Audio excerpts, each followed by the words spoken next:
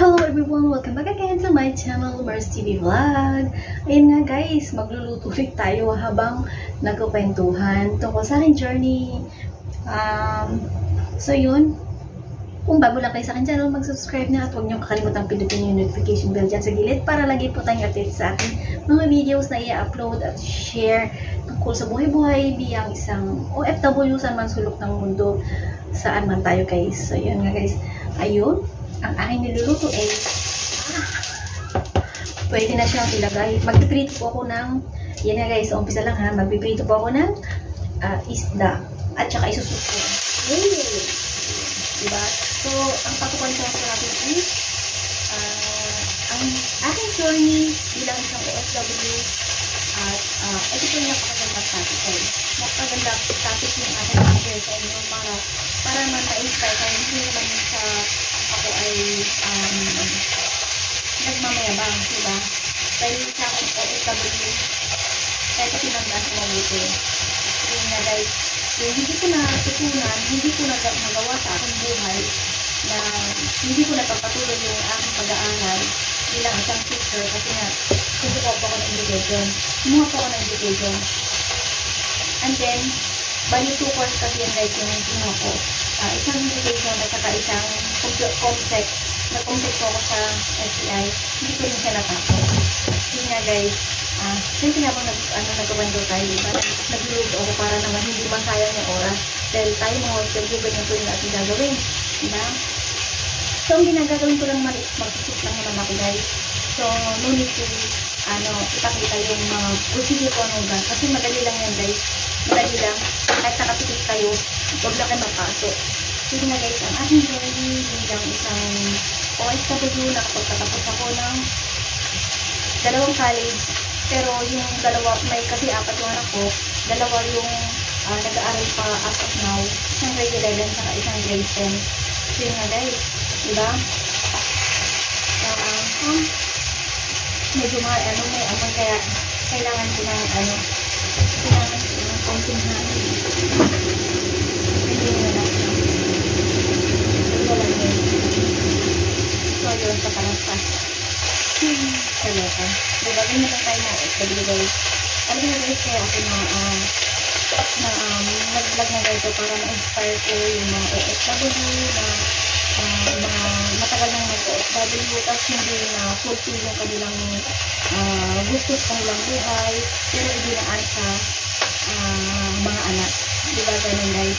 Alam niyo guys, sa totoo lang hindi, ang inuna ko guys, pag-aralin yung mga bata, mga anak.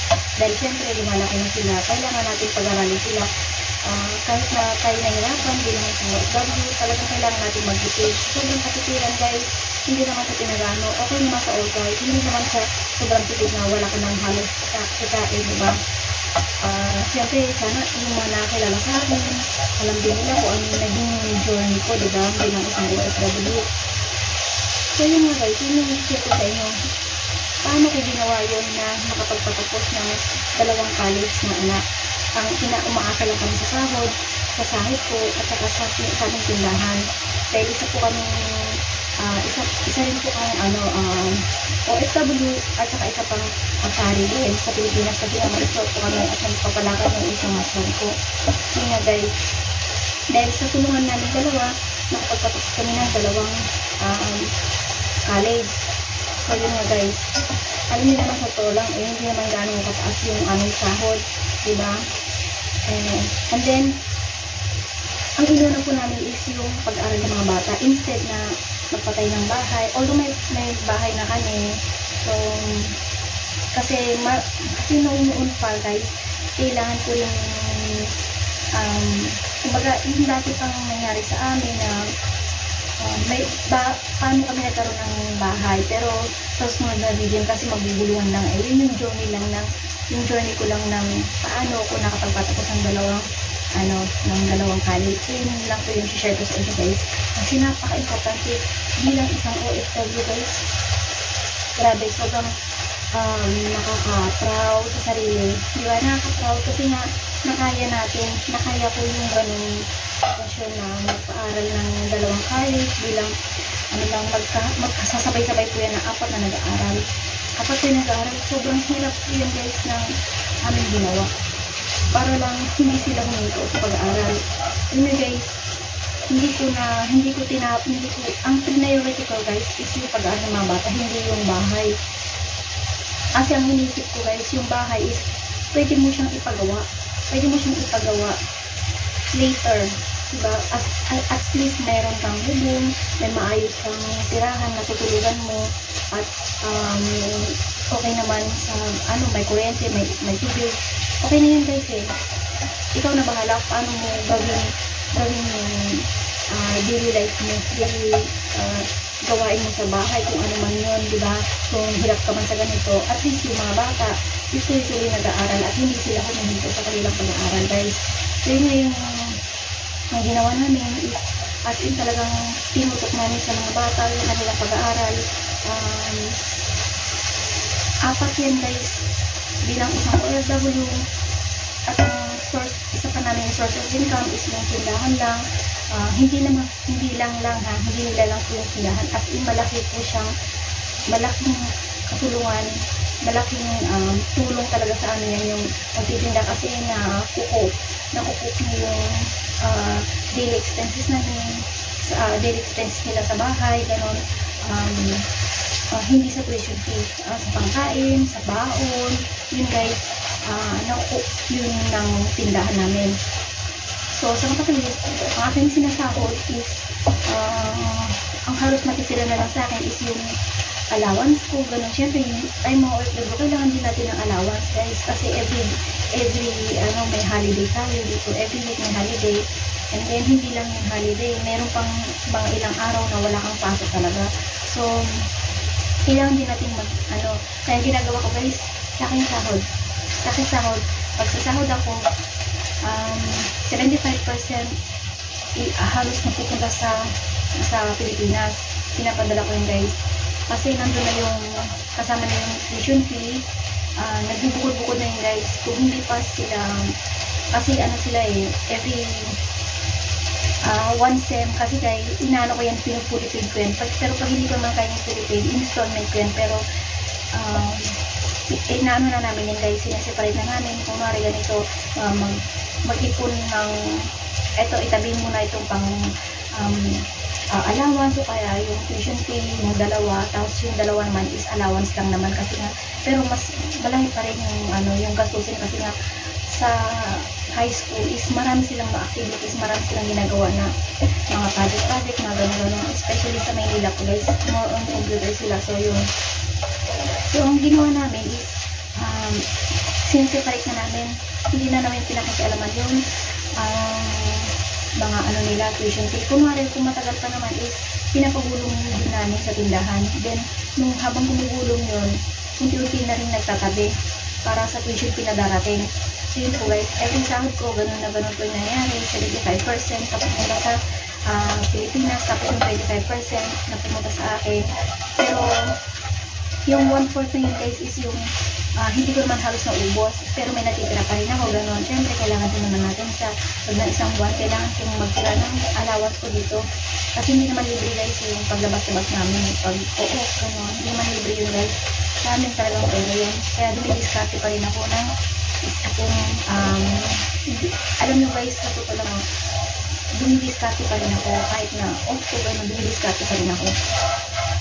So, sa mga kapatid guys, yung journey ko na yun, yung journey namin yun, yung paano namin nagawa yung pagpatapusin yung dalawang, pero nung una pa lang guys, nung unang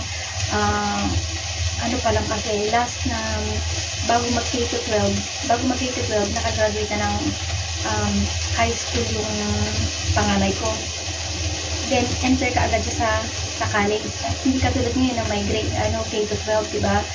So, nadagdagan ng 2 taon bago siya nag-college, yung pangalawa ko. So, sa mga kapatid niyan guys, is, ang mahirap guys mag-budget. Halos, kung hindi pa ako masahod, talagang as in, kailangan ko pa rin makukuhanan para may pangdagdag sa tuition fee, para naman hindi huminto yung bata. So, gumawa kami ng paraan paano kami so nangutang kami, ganun. Kasi sobrang hirap guys. Sobrang hirap ng ipiling yung allowance, ipiling yung pangkain, kahit na may source of income na, pero hindi pa rin sapat kasi 4 po yan eh. So, pag nagkasabay-sabay din yan ng may bayarin, ganun, may mga activities sa labas, ganun, may siyempre baon. Ang hirap guys, ganun sa Maynila ngayon guys. So yun, napakahirap yung nangyari sa amin. So hanggang sa nakatapos na yung isa, at finally, nakapag-graduate na rin kami ng isa. Medyo, siguro 1 month lang or wala pang 1 month, naghanap ka din ng trabaho. At yun guys, pasalamat naman din ako kasi nga hindi pa rin siya nag-aasawa, hindi pa rin niya naiisip na mag-asawa. Siyempre, diba? Karamihan nga guys, diba?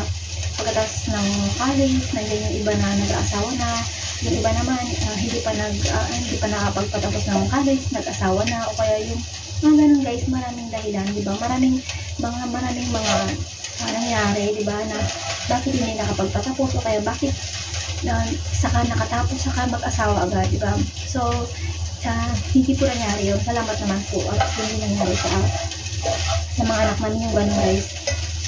So blessed, so proud na ganun nga, diba?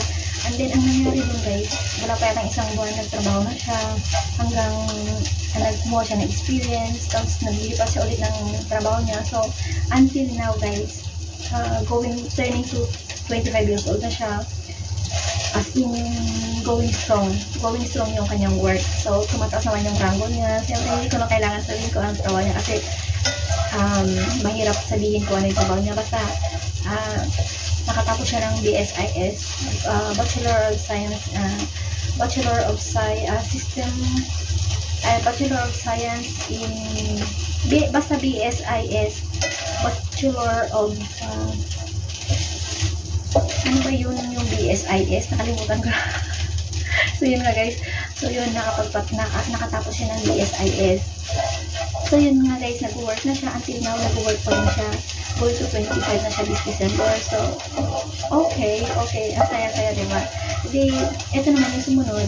So, ngayon nga guys, yun yung sinasabi ko, diba? At in, nakakatulong na siya sa mga bills, pangkain. As in, talagang nakakapagbigay na siya ng mga ganung bagay sa bahay. Napakalaking tulong niya sa amin. At medyo nagkaginhawa ng konti. Siyempre, nabawasan ako ng isang pinag-aaral. And then, sumusunod naman siya. So, ang gawa naman niya is tumutulong din siya sa mga pang-allowance. Kung may tuition po yung isa din, tumutulong din siya sa mga kapatid niya. So, until now, wala pa rin asawa, di ba? Hanggang sa nag-enter naman yung isa ng college na. Kasi nga na sila guys ng K-12. Kasi yung panganay ko is last na sila na bago mag K-12. So, nakapasok na siya kagad ng college. So, mabilis siya makagraduate. And then, sa makatuwid, yung pangalawa is nag-college na, nag-umpisa na mag-college. So, ano naman siya guys, nagtapos siya sa desk dito sa Novaliches. Yun. Ang kinuha naman niya is BSIT naman siya guys. So, noong July lang siya nakapagtapos din ng nakagraduate na rin siya noong July lang.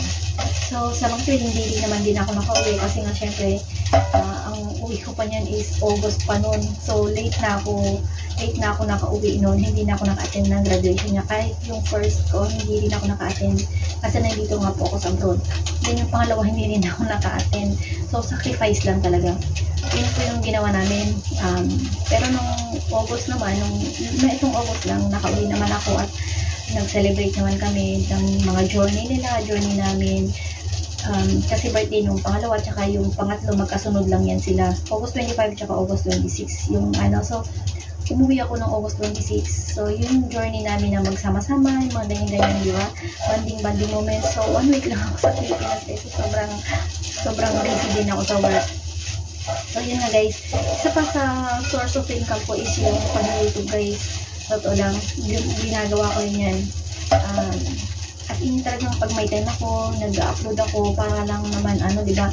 So yun nga guys, kaya nakukup up namin yung mga bills, yung mga tuition fee, mga ganon. So yung sinasabi ko ngayon is yung pangatlo ko naman is pumasok, nag-aral na nga siya sa private, naka-private na siya ngayon.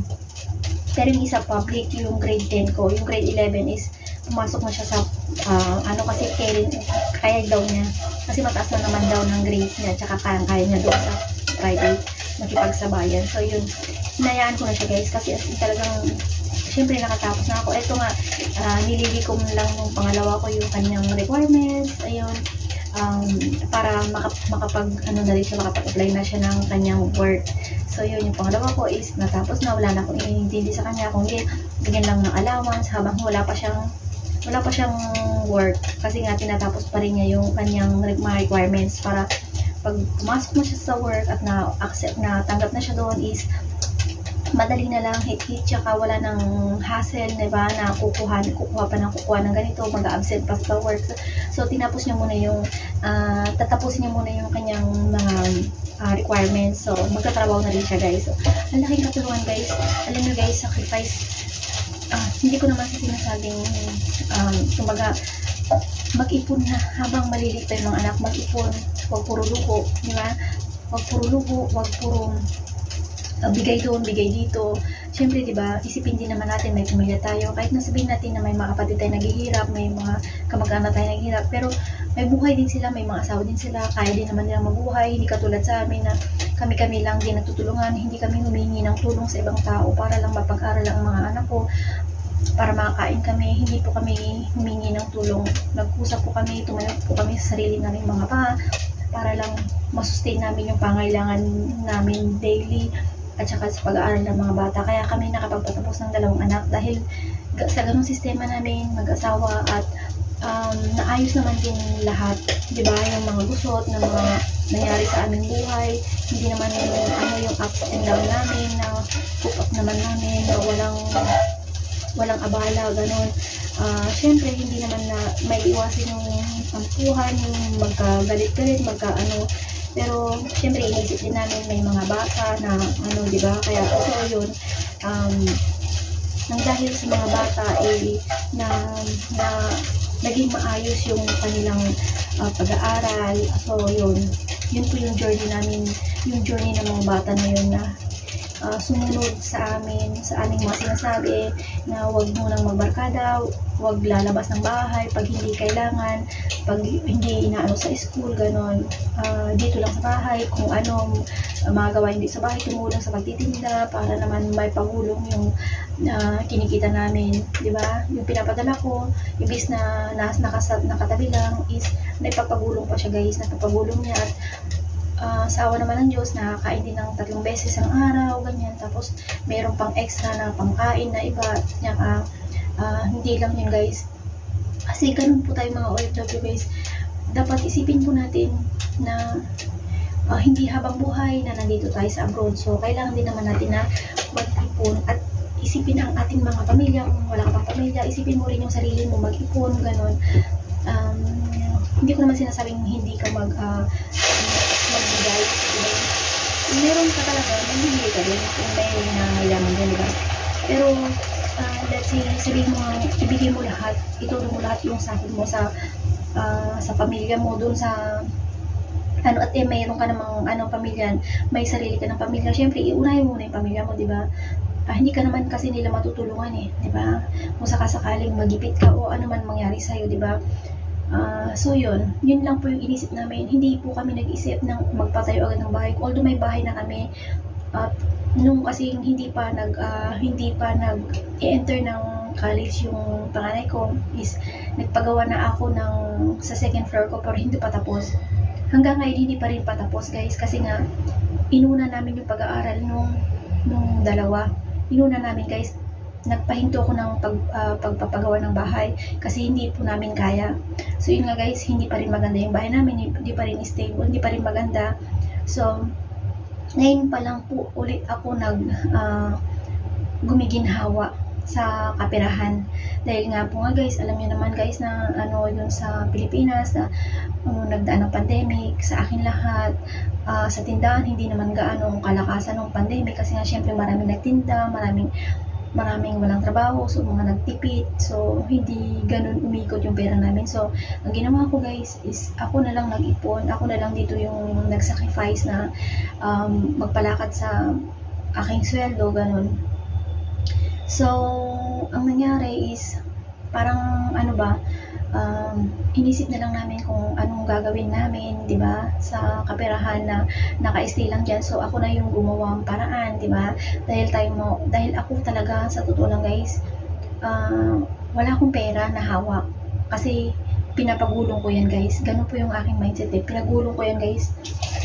Nirolling ko yung aking pera para naman hindi lang yung sahod ko, hindi yung sahod ko yung hindi ko nagagalaw yung sahod ko, nasustain niya din yung aking allowance dito sa abroad, at saka nakapagpadala pa rin ako sa Pilipinas. So yun, hanggang sa naipon yung pera namin, hanggang sa naipapagulong na namin hanggang ngayon. So hindi ko naman sinasabing stable na yung store namin kasi nga marami pa din akong pautang. So hindi ko naman sinasabing stable na talaga. So pero hopefully next year na tapos na talaga ako dito. So yun lang po yung gusto kong mangyari, at kasi nakapagpatapos na ako ng dalawa matagal pa naman yung dalawang mag-college. So may grade 11 may 12 pa. So ang sabi naman sa akin is matutulungan na lang nila yung mga kapatid nila, although hindi naman namin inaano sa kanila na hanggat kaya namin pagpapaaral kami. Pero syempre hindi naman ako habang buhay dito sa abroad. So inisip ko talaga na kailangan kong magipit ng sintron guys. Magipit talaga ako ng sintron para kasi uwi talaga tayo guys. Ayokong maranasan ng mga bata na wala ako lagi doon. Kasi sa totoo lang guys, 1-year-old pa lang yung bunso ko noon, umalis na ako sa bansa. Umalis na talaga ako guys.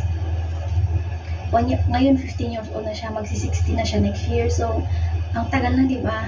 Ang tagal na. So sobrang sacrifice na, at ako naman yun nga, na-diagnose din kasi ako dito ng hypertension. So kailangan ko ring magpahinga na, kailangan ko siguro ng syempre alam niyo naman dito stress, hindi naman nawawala yung stress, di ba? So kailangan ko na rin siguro magpahinga muna, hindi naman sa although magpapahinga talaga na kasi syempre may store, kailangan pa rin talagang kumilos kasi kailangan ng ating katawan yung kumilos pa rin, di ba? So yun nga guys, yun po yung journey po na yun is napaka sobrang importante po talaga yung journey na yun, na mapagtapos mo yung pag-aaral ng mga bata, ganun, lalo na sa college, hanggang sa okay na, mag-stable na sila. So hanggang ngayon guys, wala pa rin asawa yung panganay ko, at going pa naman siya, okay naman siyang nakakatulong sa amin. So proud talaga, nakapagpatapos ng walang nangyaring hindi maganda sa amin. So God is good. So yun nga guys, alam niyo sa tulong guys, hindi natatapos dito yung aking kwento tungkol sa journey. Basta guys, isipin niyo bilang isang OFW, mag-ipon, pag maliliit pa lang yung anak niyo, yun lang po yung technique niyo guys, para hindi po kayo mahirapan sa pagpapakalis ng inyong anak. Kunwari nasa high school pa lang yung anak niyo, umpisahan niyo nang mag-ipon guys, magtabi na rin kayo. Huwag puro luho, huwag puro mga kung ano-ano lang dyan.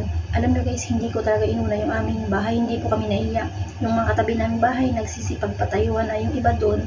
Yung iba naman is talagang stable na, pero yung iba kasi, guys, iba yung mindset. Iba rin yung mindset mo, iba yung mindset naming mag-asawa. So, basta, proud na proud ako, nakapagpatapos ako ng ganun. Kasi marami akong nakita, marami akong narinig na ang ganda nga ng bahay, hindi naman nakapagpatapos ng pag-aaral ng kanyang anak kasi nga nag-asawa na, gano'n. Tapos habang nag-aaral, nag-asawa na rin din, di ba? Parang I'm so proud kasi hanggang ngayon hindi pa rin nag-aasawa at tumutulong pa rin siya guys. So yun nga guys, yung dahilan kung bakit nakapagpatapos ako ng pag-aaral, kasi nga hindi ko muna inisip na magpatayo ng bahay, hindi ko inisip na magpagandahin yung aking bahay, bumili ng material na bagay na basta may motor kami, hatid sundo ng mga bata, gano'n, mayroon silang service, ayun. So, yun nga guys, yun po yung namin, yun po yung mindset namin, yun po yung talagang ginawa namin na hindi muna magpagawa ng bahay, magpaganda ng bahay. Sabihin natin, simpleng bahay lang yung sa amin ngayon, pero at least natitirahan, at least hindi nangupahan. Yun po yung dun kagandahan doon guys, hindi po kami nangungupahan sa Maynila, kasi as in sariling bahay na namin yun, nabili namin mag-asawa noon, nung mga bata pa yung mga anak ko, nung dalawa pa lang yung anak ko noon, nakabili na kami ng lupa at pinatayuan namin ng dahan-dahan dahil sa nagtulungan kaming dalawa. So nakapagpatayo kami ng bahay, ng sarili naming bahay na sa aming lupa na yon. Dati pang 2004, I think 2004 na ilipat na sa kanyang pangalan. So sa amin na talaga yung lupa na yun, at saka yung bahay na yun sa amin na yun, at corner pa yung nakuha naming lupa sa Valenzuela. So sobrang blessed, kasi nga marami pa rin wala pa rin bahay, walang sariling bahay doon sa Maynila. Sa totoo lang guys, napakamahal ang lupa sa Maynila, napakamahal. Ang maliit lang yung space namin, pero nasa pag na lang yun ipaggawa guys eh. Kaya corner yung ginawa namin, kaya nag rin kami ng store namin doon para dagdag income namin. So yun lang guys, unahin ang pag-aaral ng mga bata bago ang lahat. Yun po yung para sa akin guys, para sa akin lang yun guys, yung sinasabi ko. Inuna namin yung pag-aaral ng bata bago magpaganda ng bahay, bago bumili ng mga kung ano-anong hindi na material na bagay na hindi naman nag-grow, di ba? Kasi di ba yung bata habang gustong mag-aral, pag-aralin mo, di ba? Ganun lang yun guys eh. At hindi mo pwedeng pa-stopin yung bata kung gusto niya talagang mag-aral, di ba? Kasi pag pumasok sa school, pag pumasok na siya guys, tuloy-tuloy na yan eh. Pag pinahinto mo yan guys, mahihirapan na yan na bumalik ulit. Mahirapang bumalik ulit yan sa school. Kaya hanggat gusto niya mag-aral, pag-aralin mo. Yun lang po yung may papalo ko bilang isang OFW. Huwag niyo po natin pahihintuin yung mga anak natin na kung may magka-college na, tuloy-tuloy na guys. Kasi once na huminto yan, mahirapan na ulit pumasok yan guys. Kaya suportahan natin mga anak natin, tayo mga OFW, mag-isip tayo, wag po tayo puro luho. Yun nga guys, para sa akin po guys, yung experience ko, sinishare ko po sa inyo, hindi po sa pinagmamayabang. Isa po akong OFW na napakatagal na, at ngayon gusto nang huminto bilang isang OFW. So yun nga guys, sa totoo lang guys, gusto ko na rin huminto. Hopefully next year, in God's will talaga. Ayun, hanggang dito na lang po. Sin marami na akong sinabi. Sana naintindihan nyo, sana nagigets nyo bilang isang OFW, o kahit man hindi kayo OFW, kaya nyo po yung pag-aralin ng mga anak nyo. So yun nga guys, ito nga po pala si Marcy Vlog. Huwag nyo kalimutang mag-like and comment dyan sa baba para mabalikan ko po kayo kung sino po kayong mga nanonood, at susuportahan ko din kayo. Basta mag-comment lang po kayo dyan, kasi po yung ganun po yung ginagawa ko guys. Basta pag nag-comment kayo dyan at nakikita ko sa video nyo, makikita ko yung name nyo, binabalikan ko po talaga yan. Kung hindi ko po mabalikan, nilalagay ko po yan sa playlist ko guys, tas ko lang yan guys, piniplay ko lang yan guys, kasi siyempre tayo mga OFW busy, hindi lang po ako nag-YouTube dito. So yun po yung ginagawa ko, nilalagay ko po yun sa playlist, and then pag natapos ko po na yung lahat, doon ako mag-comment, doon din ako magsusubscribe. So ganun po yung ginawa ko, kaya napansin ko this 1 week na nakalipas, dumadagdag yung aking subscriber, kasi ganun po yung ginagawa ko, kasi legit po yun guys. So mamaya na lang, sa susunod na lang po na video yun kung paano ako nakakagain ng mga subscriber ulit. So don't forget to like and comment dyan. So this is Marcy Vlog, isang OFW, isang kasari, isang entrepreneur. Bye bye.